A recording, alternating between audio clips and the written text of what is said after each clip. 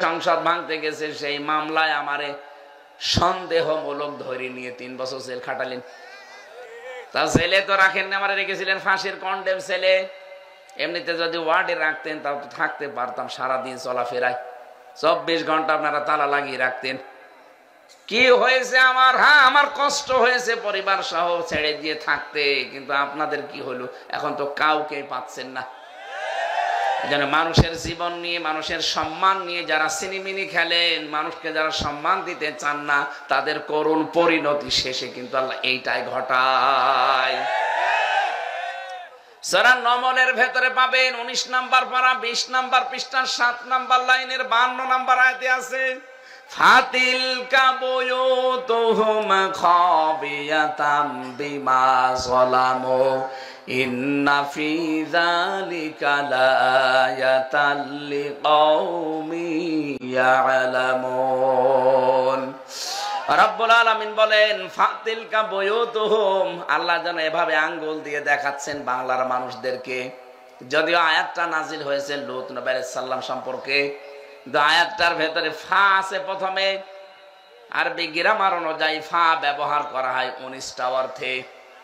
আল্লাহ পাক যখন তার কুদরতের হাত দিয়ে আঙ্গুল দিয়ে কিছু মানুষকে দেখাতে চান যে এই এই, তখন ফা ব্যবহার করেন বক্তব্যের আগে। ফাতিলকা বুয়ুতুহুম, বাইতুন না বুয়ুত বহুবচন। আল্লাহ বলেন এই সেই ঘরগুলো। আল্লাহ যেন আঙ্গুল দিয়ে দেখাচ্ছেন এই সেই ঘরগুলো। এটা এসটি ইমামের ঘর, এটা হানিফের ঘর, এটা ইনুর ঘর। নাম যদিও নেই, আমার মনে হয় আল্লাহ নাম দিলে দিতে পারত। এখন যদি আয়াত নাযিল হতো নাম দিত। এই সেই তানভীর আরাফাতের ঘর, তানভীর ইমাম। এই সেই ঘরগুলো। কেন এই ঘর কি? খাওবিয়াতান, জনশূন্য করে দিয়েছি। আপনি হানিফের বাড়ি যান কুষ্টিয়ায়, ওটা এখন টয়লেট হয়ে গেছে। হ্যাঁ, 4-5 জন একসাথে যায়, কেউ এদিকে কেউ এদিকে কেউ এদিকে, মনে হচ্ছে যে জামাতবদ্ধ টয়লেট চলছে। এমনিতে আল্লাহ এটা করেনি। আল্লাহ বলেন বিমা যালামু, এদের জুলুমের কারণে আমি এটা করেছি। কারণ এই ঘরে বসে বসে তারা জুলুমের দুর্বিসন্ধি করত, ষড়যন্ত্র করত, কাকে সকালে ধরিয়ে দেবে, কার বিরুদ্ধে মিথ্যা সাক্ষী দেবে। এই কথা বলছে না কেন? নাকি এই দেশে ছিল না এটা?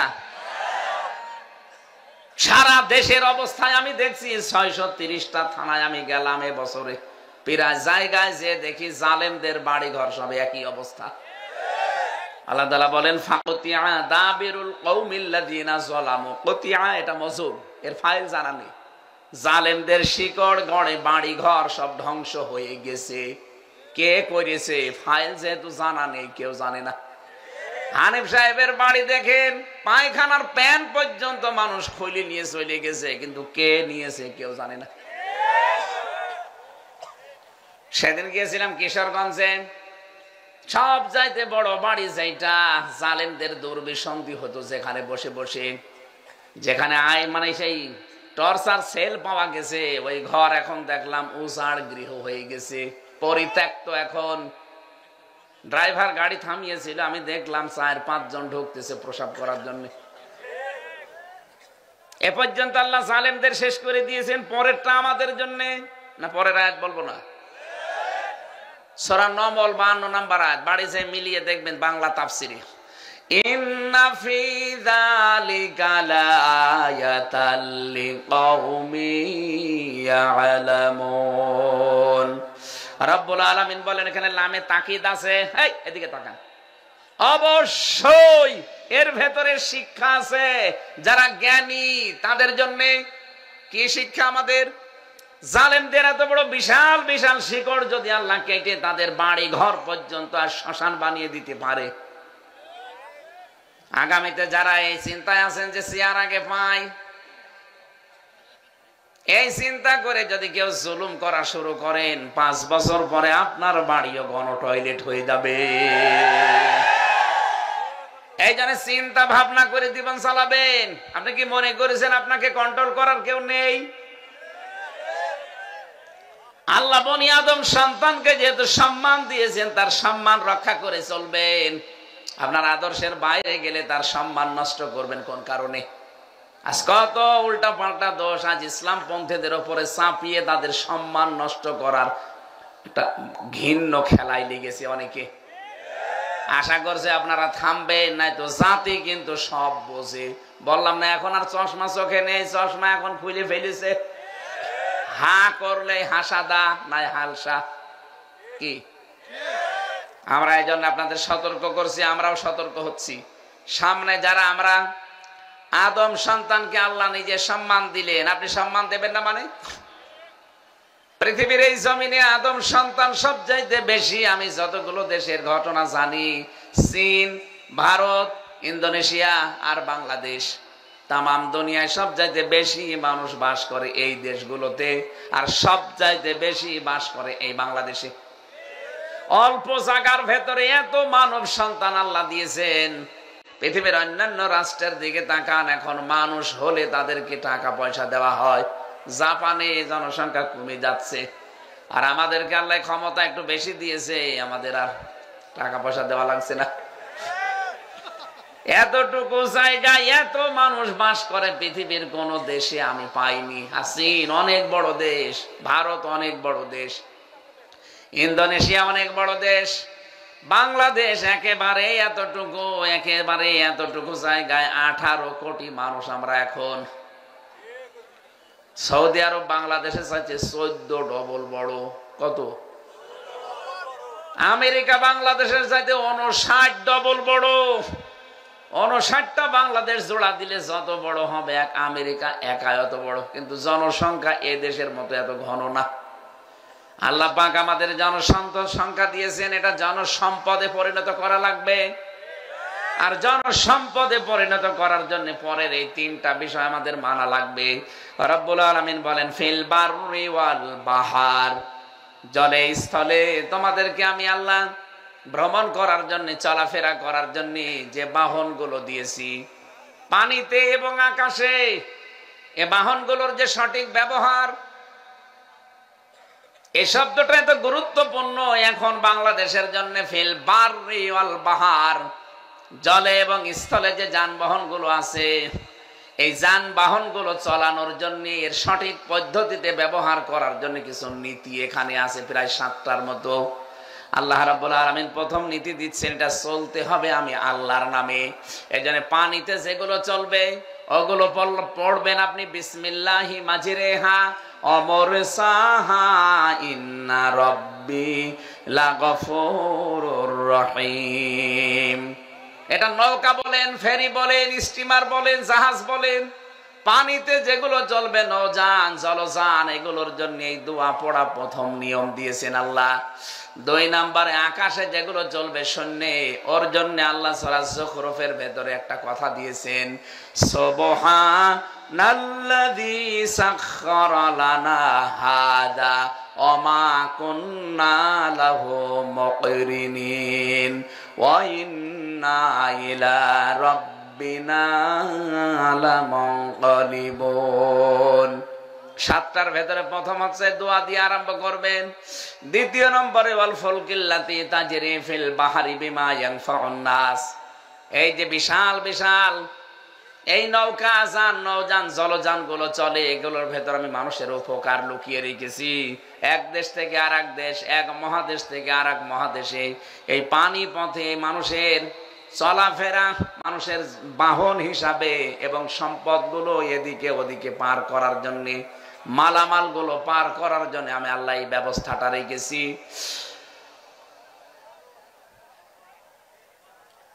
ইয়াখরুজু মিন ইয়াখরুজু মিনহা ইয়াখরুজু মিনহুমাল লুলু ওয়াল মারজান ফাবিআইয়ি আলাই রাব্বিকুমা তুকাযযিবান ওয়ালাহুল জাওয়ারিল মুনশাআতু ফিল বাহরি কাল আ'লাম। বিশাল বিশাল নৌযানগুলো যে বাহারে সমুদ্রে চলে, এগুলো আমি আল্লাহর নিয়ন্ত্রণাধীন।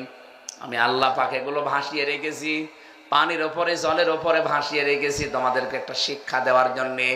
তোমাদের জীবন যাত্রার মান যেন উন্নত হয়, জীবন যাত্রার মান যেন সহজ হয়, এই জন্য এই বিষয়গুলো চলাচলের জন্য সহজ করে দিয়েছি। যে মানুষগুলো দুনিয়ায় চলাফেরা করতে চাও, আমি আল্লাহর নাম নিয়ে চলবা। তোমাদের আন্তর্জাতিক যে ব্যবসা বাণিজ্য গুলো আছে, এই পানি পথে, আকাশ পথে, এগুলোর জলযান হিসাবে যেগুলো ব্যবহার করবা, এগুলো আমি আল্লাহর একটা নিয়ামত। দ্বিতীয় নম্বরে নিয়ামতের ঘোষণা আল্লাহ দিয়েছেন, অরাসাকনাহুম মিনাত তাজ্জিবাত, জীবন উপকরণের জন্য আমি উত্তম রিজিক তোমাদেরকে দিয়েছি। এই কথাটা ভালো করে খেয়াল করেন। এই পৃথিবীতে যত মানুষ আল্লাহ পাঠিয়েছেন, যত নবী আর রাসূল পাঠিয়েছেন, প্রত্যেককে প্রথমে আল্লাহ এই ঘোষণা দিয়েছেন, ইয়া আইয়ুহান নাস পাবেন, ইয়া আইয়ুহার রাসূলও পাবেন, ইয়া আইয়ুহাল্লাযীনা আমানু পাবেন। তিন রকম আছে, মানুষের কথা, রাসূলদের কথা, ঈমানদারের কথা। সূরা বাকারার ভেতরে আছে মানুষের কথা আর ঈমানদারের কথা। সূরা নূরের ভেতরে আছে 51 নম্বর আয়াতের ভেতরে রাসূলদের কথা, ইয়া আইয়ুহার রাসূলু কুলু মিনাত তাইয়্যিবাতি ওয়া আমালু সলিহাত। হে রাসূলেরা, যেটা খাবা ওইটা যেন হালাল হয়। ভালো করে খেয়াল করেন, এখানে শিক্ষা আছে। প্রত্যেকটি রাসূলকে আল্লাহ এই নির্দেশ দিয়েছেন, যা খাবা ওইটা যেন হালাল হয়। ঈমানদারকে আল্লাহ ডাক দিয়ে জানিয়েছেন, ইয়া আইয়ুহাল্লাযীনা আমানু কুলু মিন তাজ্জিবাতি মা রাযাকনাকুম ওয়াশকুরু লিল্লাহ ইন কুনতুম ইয়্যাহু তা'বুদুন। সূরা বাকারা 172 নম্বর আয়াত। যারা ঈমানের দাবি করো তাদেরকে বলছি, আগে হালাল খাও, এরপরে আমি আল্লাহর শুকরিয়া আদায় করো। তাহলে হালাল খাওয়ার কথা আগে, শুকরিয়া আদায় করার ইবাদতের কথা পরে। আমরা অনেক মানুষ এটাকে উল্টিয়ে ফেলি, আগে আকাম কোকাম করে উল্টা পাল্টা করে সম্পদ বিশাল পাহাড় জমাই, এরপরে দরবেশের মতো হজ করে আসি। কথা বলেন কেন? 36,000 কোটি টাকা আপনি মারিং কাটিং করলেন, এখন যদি 14 বার না 28 বার হজ করেন, আপনার হজ হবে না। আগে টাকাগুলো ফেরত দেন। কত মানুষ এই দেশ থেকে দেখি মানুষের সম্পদ আত্মসাৎ করে, ভাইয়ের জমি ফাঁকি দেয়, বোনের জমি ফাঁকি দেয়, টাকা পয়সা মানুষের মেরে খায়, আর কাবার গিলাপ ধরে যে কান্নাকাটি করে। আপনি টাকা মারেন কোথায় আর কান্দেন কোথায়? 6000 কিলোমিটার দূর এখান থেকে কাবা শরীফ। কান্নাকাটিতে করবেন আপনি যেখানে টাকা আত্মসাৎ করেছেন সেখানে। ও ভাইরা, ইবাদতের কথা পুরা কোরআনে কোন জায়গায় আল্লাহ আগে দেয়নি, আগে দিয়েছে হালাল খাবারের কথা। তাহলে হালাল খাবারের পরিবেশ তৈরি করতে হলে এই বাংলাদেশে এইটার বিকল্প কিচ্ছু নেই। এ বিধান যদি কায়েম না হয়, জীবনও আপনি হালাল খাবার তৈরি করতে পারবেন না। এইজন্য হাদিস হচ্ছে, মান করাল কোরআনা ফাস্তাযহারাহু, যে ব্যক্তি কোরআন পড়ে আর কোরআনকে এজহার করার চেষ্টা করে। এজহার মানে, এজহারের 27টা অর্থ আছে, কোন জায়গায় পেয়েছি 33টা। এজহার মানে স্পষ্ট করা, এজহার মানে প্রকাশ করা, এজহার মানে দাঁড় করানো, এজহার মানে কায়েম করা, এজহার মানে বিজয় করা। তাহলে কোরআন আমরা যারা পড়ি সওয়াবের নিয়তে, আমাদের 2 নাম্বার দায়িত্ব কোরআনকে বিজয় করার জন্য চেষ্টা চালাতে হবে। আল্লাহর নবী বিজয় করার কথা বলার পরে 2টা শব্দ দিয়েছেন, ফাহাল্লা হালালাহু ওয়া হাররামা হারামাহু আদখালাহুল্লাহুল জান্নাহ। তাহলে হালালকে হালাল এবং হারামকে হারাম জেনে আপনি ছেড়ে দিতে পারবেন। এইজন্য এই বিধান যতদিন কায়েম না হয়, বাংলাদেশে আপনি হালালকে হালাল জানার পরও মানতে পারবেন না, হারামকে হারাম জানার পরও ছেড়ে দিতে পারবেন না। এই কথা বললেন না কেন? এদেশে এমন অনেক জায়গা নেই যেখানে হালালকে হালাল জানার পরে মানা যায় না। বলেন বলুন, হারামকে হারাম জানার পরও ছেড়ে দেওয়া যায় না।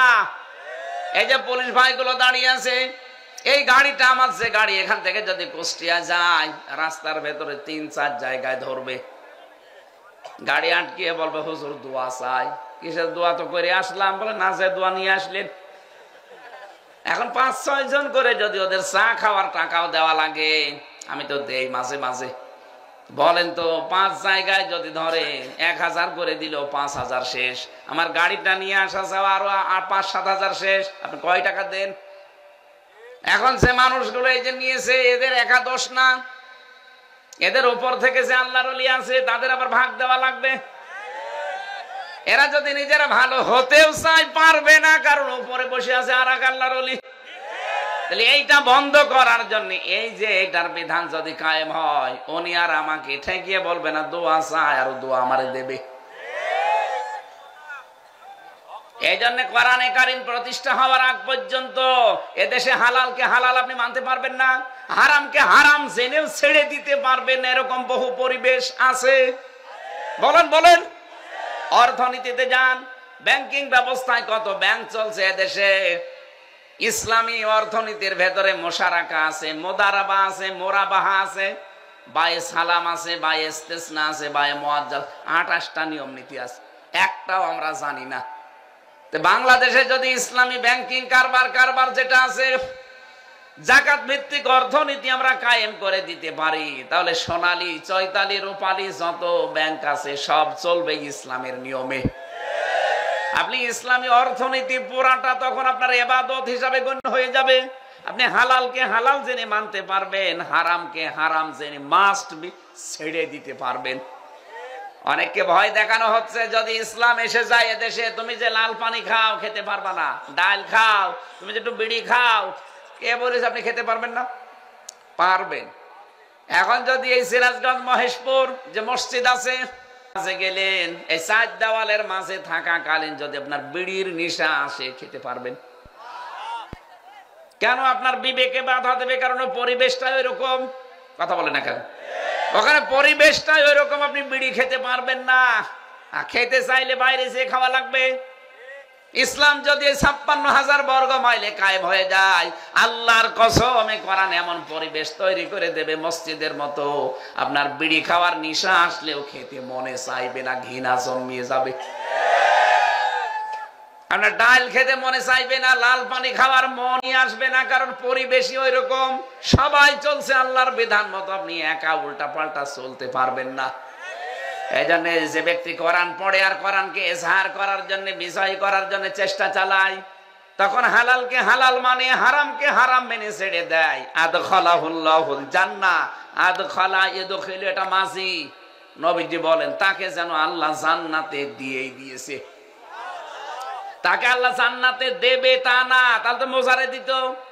তাকে জান্নাতে দিয়ে দিয়েছে। প্রশ্ন আসতে পারে, মরলাম না, জান্নাতে চলে গেলাম কি করে? আরে ভাই, কোরআন বিজয় থাকলে হালালকে হালাল, হারামকে হারাম জেনে যদি ছেড়ে দিতে পারেন, এমন একটা মিনি জান্নাতের পরিবেশে দেশে তৈরি হয়ে যাবে, আল্লাহর কসম আপনার মনে হবে আমি জান্নাতে আছি। এই কথা বুঝতেছেন? এজন্য উত্তম রিজিকের ব্যবস্থা আগে আমাদের করা লাগবে। আল্লাহর এই নিয়ামত আমরা পারছি না। আফাদদালনাহুম আলা কাসীরিম মিম্মান খালাকনা তাফদীলা। এই পৃথিবীতে বহু সৃষ্টির উপরে তোমাদের মর্যাদা আমি আল্লাহ দিয়েছি। যত সৃষ্টি আপনি দেখতে পান 18,000 মাখলুকাতের উপরে, সবার ভেতরে আল্লাহ আশরাফুল মাখলুকাত আমাদের বানিয়েছেন। আমাদের মর্যাদা সম্মান যেহেতু বেশি, এটা ধরে রাখার জন্য আল্লাহর বিধানের বিকল্প আর কিছু নেই। আশা করি যে ছোট্ট কথায় আপনি বুঝে ফেলেছেন। আমরা কোরআনকে ইজহার করতে চাই, বিজয় করতে চাই এই জমিনে। চর্ম চোখে আল্লাহ যেন এটা দেখে মরার তৌফিক দেন, বলেন আমিন। আদ-দুনিয়া কুল্লুহা মাতাউন ওয়া খায়রু মাতাইদ দুনিয়া ইমরাতুস সালিহা।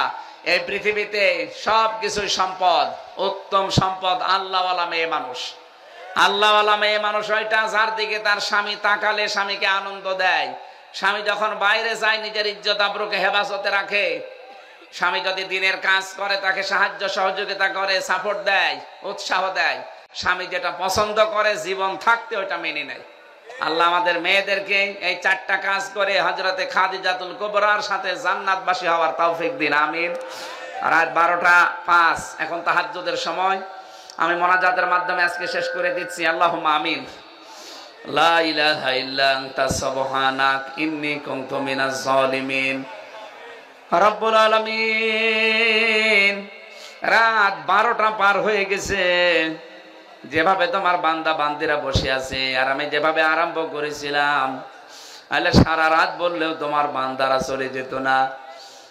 যেহেতু তাহাজ্জুদ পড়া লাগবে, সামনে ফজরের নামাজ আছে, সকালে কর্মজীবন আছে, এজন্য আমরা শেষ করে দিয়েছি। যতটুকুই বলেছি আল্লাহ জীবনে তুমি আমল করার তৌফিক দাও, সওয়াবগুলো তুমি কোটি কোটি গুণে বাড়িয়ে দাও। এই মহেশপুর এলাকায় মাটির নিচে যারা ঘুমিয়ে আছে এদের কবরে তুমি সওয়াবগুলো পৌঁছিয়ে দাও। যে মাদ্রাসার উদ্যোগে আজকের এই আয়োজন কি সুন্দর করে তারা সাজিয়েছে আল্লাহ, তারা প্রায় 1-1.5 কিলোমিটার তারা কোরআনে কারিমকে বিউটিফাই করে দিয়েছে অনুষ্ঠানটা। এদের জীবনটাও তুমি এভাবে সৌন্দর্যমণ্ডিত করে দাও। তোমার হাবিব জানিয়েছে কোরআনের জন্য যদি কেউ কিছু করে আল্লাহ ওইটার হিসাব নেয় না। আজকের এই সুন্দর আয়োজনে যে যেইভাবে টাকা পয়সা দিয়েছে, খরচ করেছে, আল্লাহ এদের জীবনের এই হিসাব তুমি আর কোনোদিন নিও না। কোরআনের পক্ষে যেগুলো ব্যয় করা হয় এগুলো তুমি জিহাদের ময়দানের মতো কবুল করে নাও। মা বোনদেরকে খাদিজাতুল কুবরার মতো বানিয়ে দাও। মাহফিলের সম্মানিত সভাপতি আল্লাহ তাআলা আমার বাবু রবি ভাইকে তুমি কবুল করে নাও। আমাদের প্রধান অতিথি মাওলানা রফিকুল ইসলাম খান, রব্বুল আলামিন আমরা দেখতে চাই কোরআনে কারিম বুকে নিয়ে তিনি যেন সংসদে প্রবেশ করছে। বাংলার সংসদটা তুমি কোরআনের হাতে তুলে দাও। এদেশে ইমানদার ক্ষমতায় গেলে নামাজ, যাকাত, সৎ কাজে আদেশ, অসৎ কাজে নিষেধ, এই 4টা কাজ জারি করবে। চর্ম চোখে যেন আমরা দেখতে পারি বাংলার সংসদে 4টা কাজ জারি হয়ে গেছে। আল্লাহ রব্বুল আলামিন প্রশাসনের যে ভাইগুলো এসেছে, নিজেদের বাড়িঘর, আত্মীয় স্বজন, স্ত্রী পুত্র ছেড়ে যারা বাংলার বিভিন্ন প্রান্তে দায়িত্ব পালন করে, তাদের দায়িত্বের উপরে তুমি বরকত নাজিল করো। আজকের পুরা দায়িত্বটা ইবাদত হিসাবে কবুল করে নাও। আল্লাহ তাআলা আমি নিজেও অসুস্থ হয়ে আছি, শরীর আমার স্বাভাবিক হচ্ছে না। মেহেরবানি করে আমাকে তুমি শেফায়ে কামেলা আজেলা দান করো। যত আলেম এখানে কথা বলেছে, যত অতিথির নাম দেখলাম, আল্লাহ প্রত্যেকের ঈমান আর আমল অনুযায়ী সম্মান মর্যাদা বাড়িয়ে দাও। আগামীর বাংলাদেশ তুমি মেহেরবানি করে কোরআনের হাতে তুলে দাও। কখন কার কাছে আজরাইল আসে জানি না, যখনই আসবে যেন শেষ কথা বলতে পারি, লা ইলাহা ইল্লাল্লাহু মুহাম্মাদুর রাসূলুল্লাহ। আসসালামু আলাইকুম ওয়া রাহমাতুল্লাহ।